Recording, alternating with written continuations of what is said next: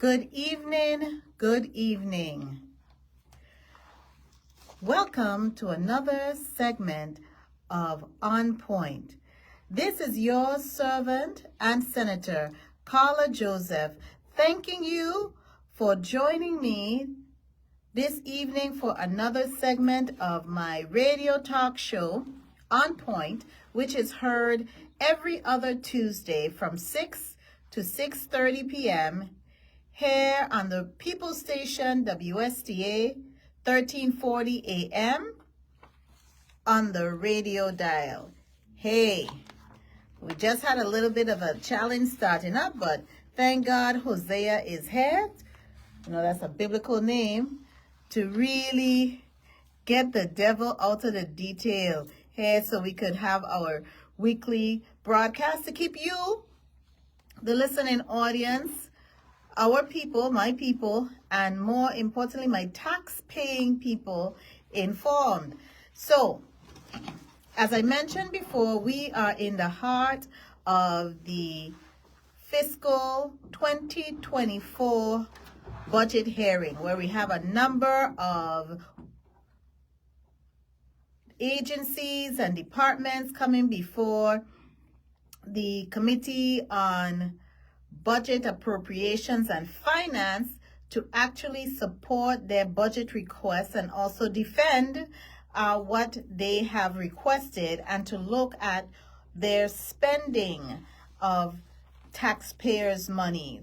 And so we are doing our very best and our due diligence to assure that we're asking the questions so to understand completely how much money will be needed to keep our government afloat and to pay our employees, and also to assure that the services that we require in the Virgin Islands has money to get the work done, to get the job done. Yesterday, we had before the Committee on Budget Appropriations and Finance the Department of Public Works and Waste Management Authority, and today we had the Office of Veterans Affairs, Bureau of Corrections, Division of Personnel, and the Office of Collective Bargaining. But before I go into that, I really want to talk about the laying to rest of one of our soldiers, one of our heroes in the Virgin Islands, Detective Delbert Phipps. We offer our condolences once again to his family, friends, and colleagues on our police force and former colleagues at our local TSA. Officer Phipps, Detective Phipps, rather, gave the ultimate sacrifice to save our residents from a purported mass shooter. Officer Phipps was a model citizen, a man who stood for peace. So I will just pause for a moment in silence in his honor.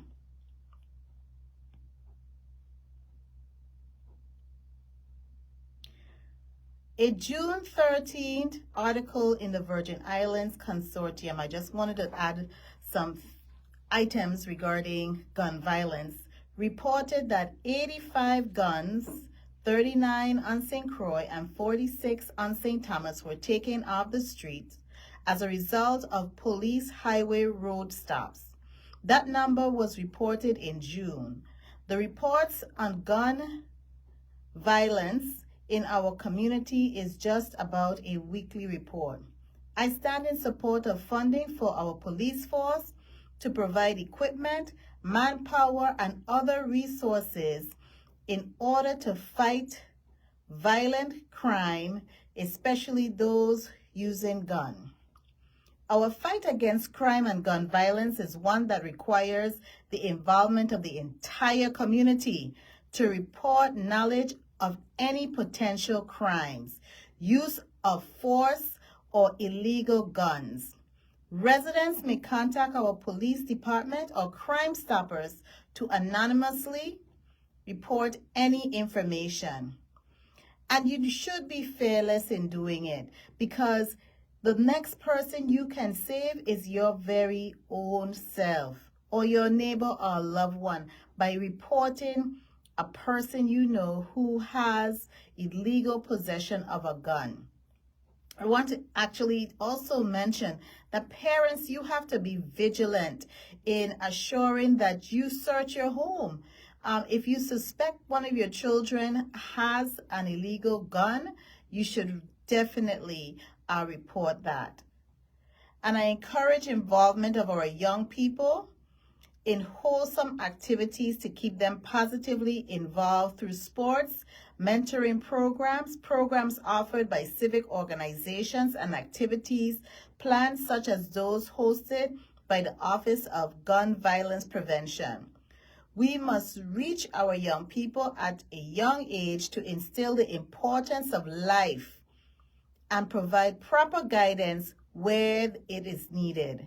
We have many opportunities here in our community that provide a higher education, to include the University of the Virgin Islands, the Ralph Wheatley Skill Center, UVI Cell, as well as other programs, my brother's workshop, and other programs through the Department of Education, as well as some of the vendors are supported by the Department of Labor.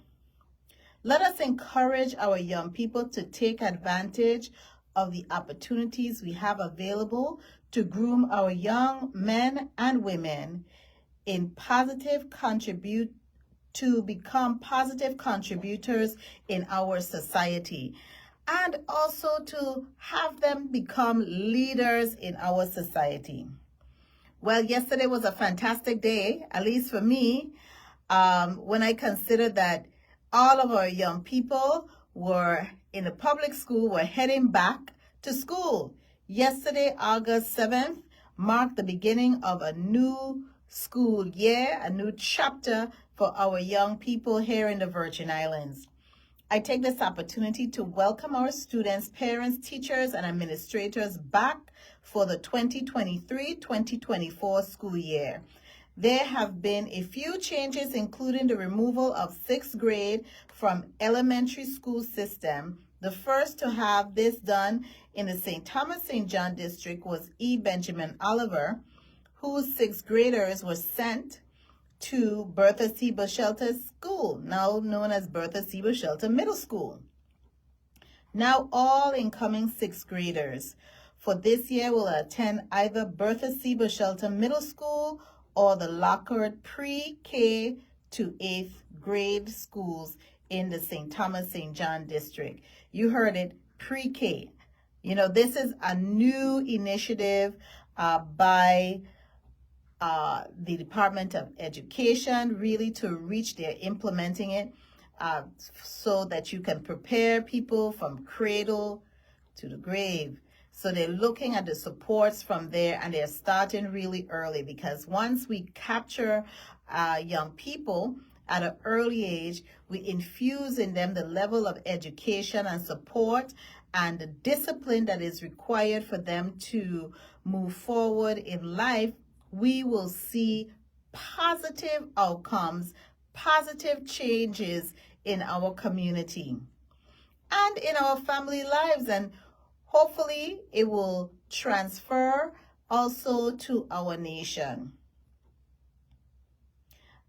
I will be making some rounds to the schools in the St. Thomas St. John district to further assess the needs, and I'm planning a meeting with the Board of Education, who oversees both the Department of Education's operations, their curriculum, and policy implementation, school budgets, and public-private partnership. This year will be the first year for the implementation of the VI history as part of the curriculum for all grades. I'm hoping it will be implemented. We had passed some legislation in the 34th, and it was amended in the 35th, because we really wanted to assure that our young people have a good, strong grasp of Virgin Islands history, and so that they could see the relevance of where we have come from, and so they could know what we are doing in the present because of all that our ancestors have done to prepare the way. And so they now, when we pass the baton on to them, they can then prepare the way for others to follow and clear that path. So that's one of the items we are looking forward to. And as I mentioned, this knowledge will help in cultivating VI pride, national pride for the territory. We are a great people with a rich history and many trailblazers who serve as distinguished role model for our children and for the world. Parents throughout this school year, continue to support your children. Participate in parent-teaching organization, attend school meetings, student activities, and stay in contact with your children's teachers. One of the things that I always instilled when my children were school age was I always asked them every day when they came home, what did you do today in school? What did you learn? And they would have to be able to regurgitate to me. They'll have to tell me something that they learned, some fundamental that they learned. And then I would ask them, how was school? Did you enjoy learning today? They would either say yes, or they would say no. And if they said yes, I would ask them what especially you enjoy. Because this engagement, and you have to carve out the time, parents. You can't be too busy. Carve out a time every day to ask and engage your children in what they are learning, because it would keep you abreast of what they're learning, and also it will help build their social skill and also build and strengthen your relationship with your children. So that's something vital that you should ask. And then, of course, you need to find out who their teachers are, and if the teacher is willing, get the number for the teacher, because that is very important. And I want to add something, which is, I think, very critical. Do not engage your children with talking poorly about their teachers. If your child come home and say, I just don't like my teacher, you have to say, but that's your teacher. They're there for a purpose. So be there to encourage your child to really respect the teachers there and to do what they ask them to do and complete their assignment timely. Nothing bothers me more, especially sitting in the legislature, where we have persons who have completed high school, college degrees, master's, doctorate, and when you ask them to submit document at a certain time, they don't. In fact, sometimes they're coming maybe 30 minutes before the hearing is being called, and know that you have sent out your notices 2 and sometimes 3 weeks in advance, and they are submitting it 30 minutes before the scheduled hearing. And you give them a time frame, which is usually like 3 or 4 days before the hearing, so that your colleagues and you can have an opportunity to review the document and digest it, so that you can ask some expert questions and be more informed on the questions you want to ask, so that you have a very deliberate and very informative discussion.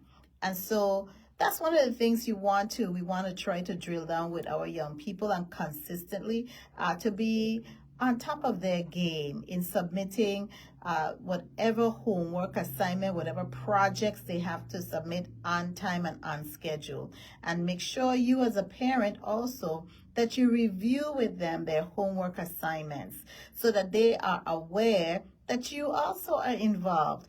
Even when you're in work, so that's something you get accustomed to. Even when you're in work and you're writing anything, you always want to have some fresh eyes and perspective in reviewing the documents, so you could feed off of everything. There's a saying, Teamwork makes the dream works. So you as parents, you and your children, they are part of the team and the extension of the education system. Your teacher is part of that team that's going to make that dream work for not only your children, but for you as well as a parent, because that child, once they're educated, chances are they will be the ones who are there to support you in the time of need. Chances are that's what it is. So, and others, and not only you as a family, but others. So we definitely want to encourage that. Another item, and these are some, just a few bit of recommendation and guidance, is you want to also allow a time for your children to read at least 30 minutes a day. Get your children help and assistance early if they have any problems with any classwork. Stay connected with your children, teachers on their assignments and tests. On behalf of my staff, I wish everyone a safe and productive school year. Now, down to the business of the budget. As I mentioned, wow, time is really flying. As I mentioned, we did have a budget hearing for the Department of Public Works, and that took place yesterday. I must say that Commissioner Derek Gabriel and his team presented a very good budget presentation with their remarks. So their total budgets for the general fund, and that's what we're going to focus on this evening, just the general fund. A total budget for the general fund is $26,2900,853. 26029,853. That's for the Department of Public Works. And they have a lot of federal money that is coming in. And what they are doing and they're proposing to do is really braid those federal dollars with the local dollars, FEMA dollars, and the like. So I really want to applaud them. But, you know, we look at some of the outcomes with the roads, with the culverts, and all of those things. It is taking some time, but they seem to have a roadmap on what they would like to do. And I know he indicated he wants to start to staff up another division similar to what he has with the federal highway, so that we could see more action and more things, you know, projects being completed quickly, because they have to review all of the documents, approve all of the construction documents and all of that for the recovery. That's an added responsibility on the Department of Public Works. So I really give them my hats off. I know that there's a lot of work to be done. There's a lot of work to be done in the Department of Public Works. However, I am confident, even though there's a lot of work to be done, that they are going to be able to achieve it. Then we move on to the Waste Management Authority, and their total budget, based on what I saw, was $35 million that they were asking for the Waste Management Authority, so that they could be able to perform the work that was needed.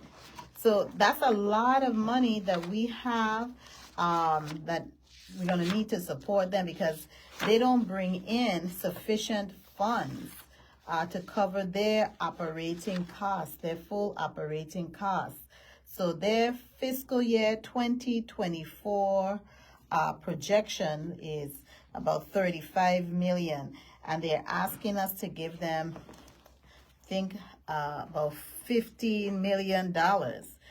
So we really have to really look at their budget some more, because what is happening, and I'm going to tell you, what is happening is people need to pay their fair share. That's what's happening. We have a lot of people who are not paying their fair share, and they can pay their fair share if they budget their expenses properly. But they have been incurring costs because of the solid waste disposal. You know, they don't charge us. Most people don't get charged, and in the States they do. And also the sewage, and that's the wastewater. So some homeowners do get charged for that.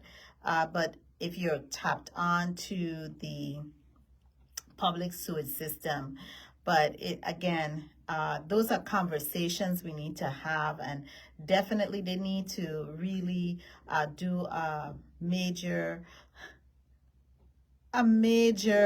educational outreach to inform the public on what we need to get done. Everything has a price and a cost associated with it. If we're going to complain that the roads aren't fixed, guess what?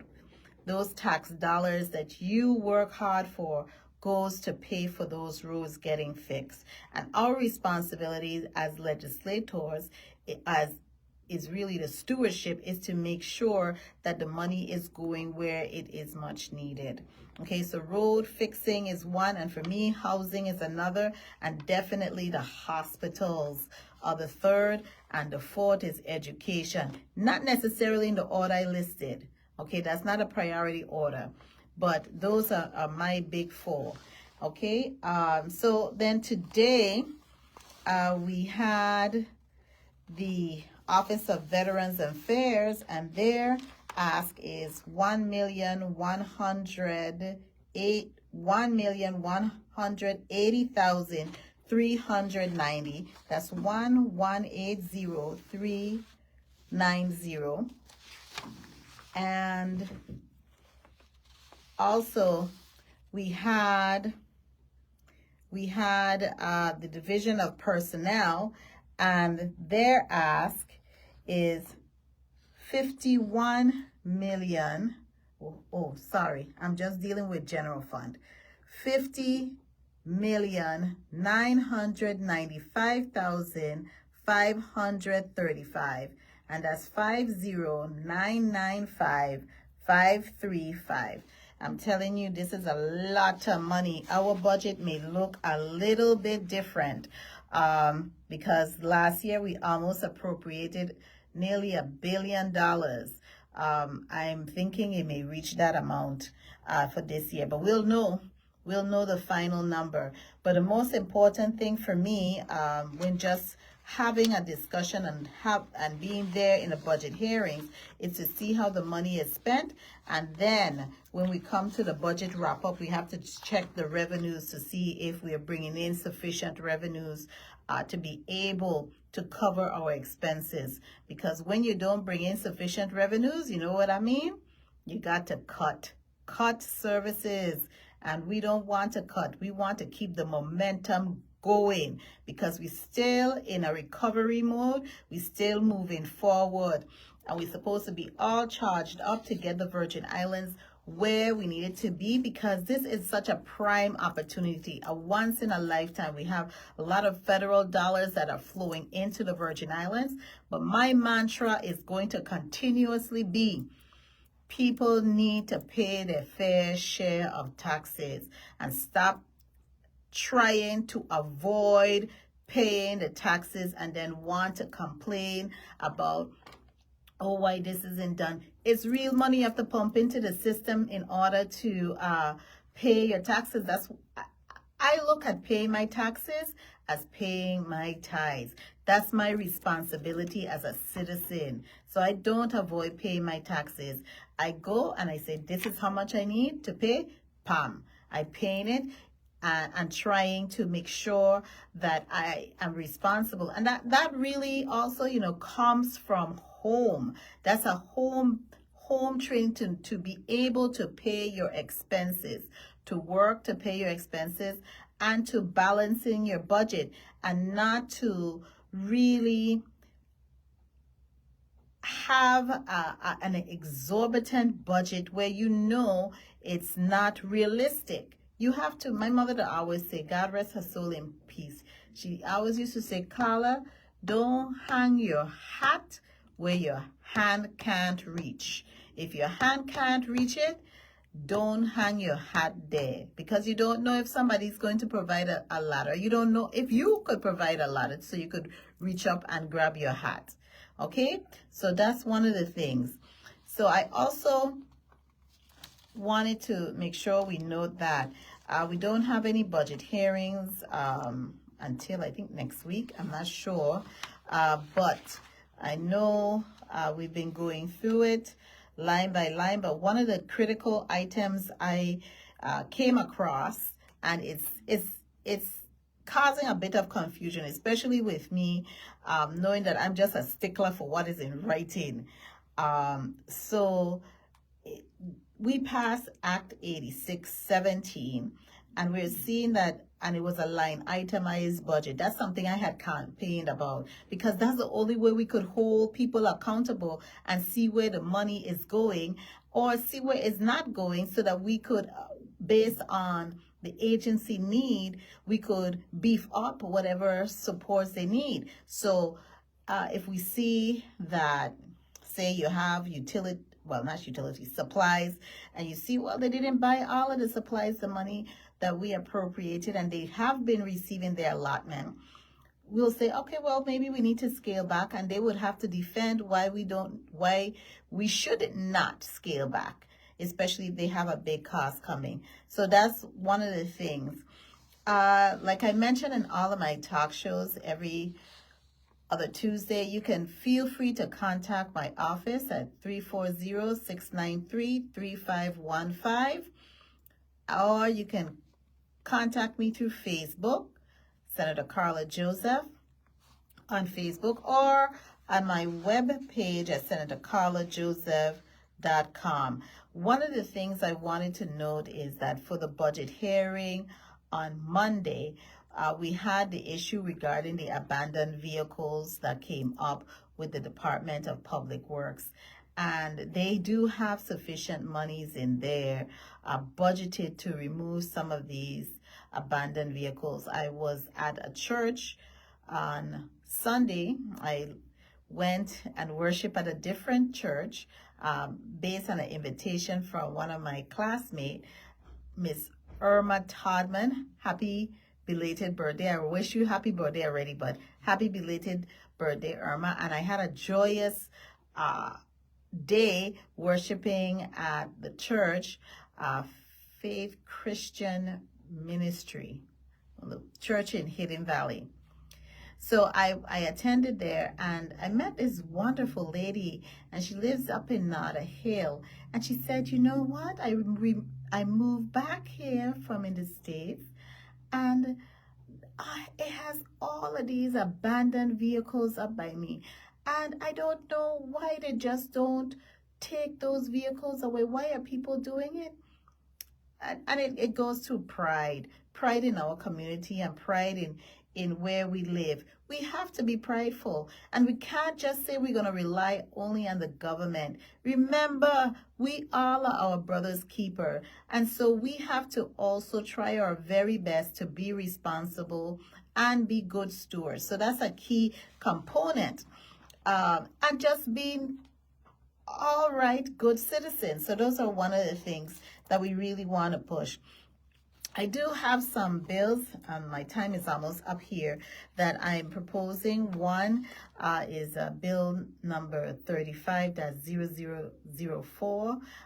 That one is to allow retirees to continue to receive their annuity payments should they become employed by the University of the Virgin Islands, and then they can also join the University of the Virgin Islands pension system there, because they have a different pension system outside of the GRS. So I'm looking forward to that bill being heard in the Committee on Finance. I did a lot of work on it, and I really think it would be great addition, so that we could beef up our personnel, instructors, and staff, at the University of the Virgin Islands, especially given what the Supreme Court of the United States did relative to ruling back and disassembling affirmative action for